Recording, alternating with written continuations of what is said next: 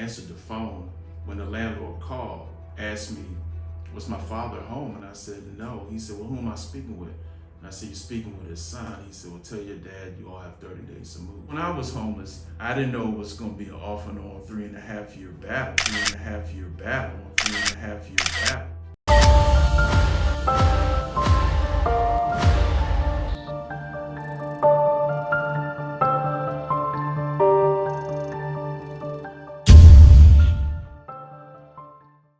Hi, I'm Kelvin Lassiter, Income Policy Analyst with the National Coalition for the Homeless.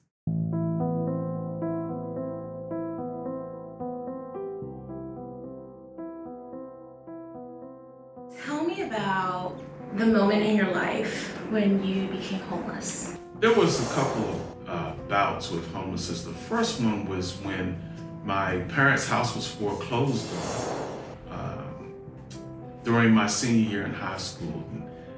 I graduated from high school a few months later, and we got an eviction notice from the landlord, so we didn't have to move right away because the person who bought our house, wanted to use it as rental property and just decided to keep us in our house. And unfortunately, the payments didn't get made.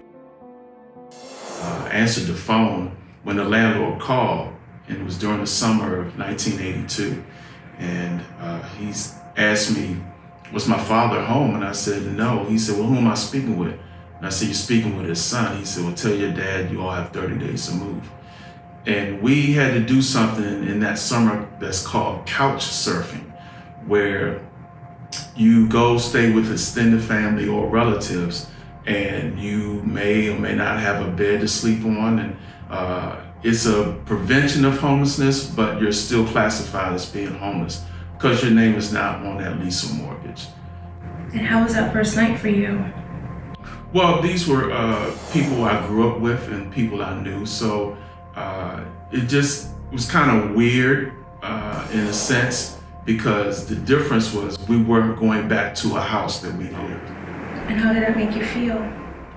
Empty, because the family tradition as I knew it was no longer going to be.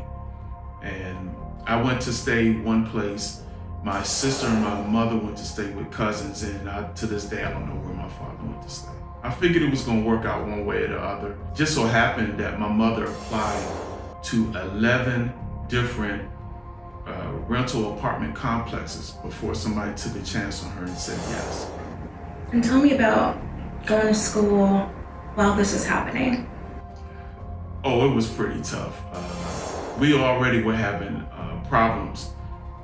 My parents were having problems before the foreclosure took place, but the foreclosure just actually magnified what was already going on. It was kind of, so to speak, the nail in the coffin for my parents' marriage.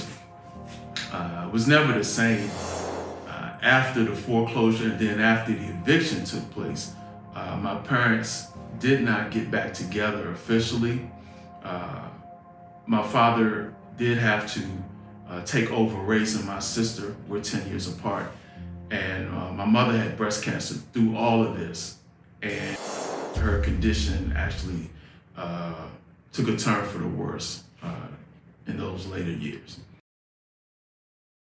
In order to exit homelessness, it's going to take a community, whether that's homeless advocates. They're homeless because we live in a country that does not care.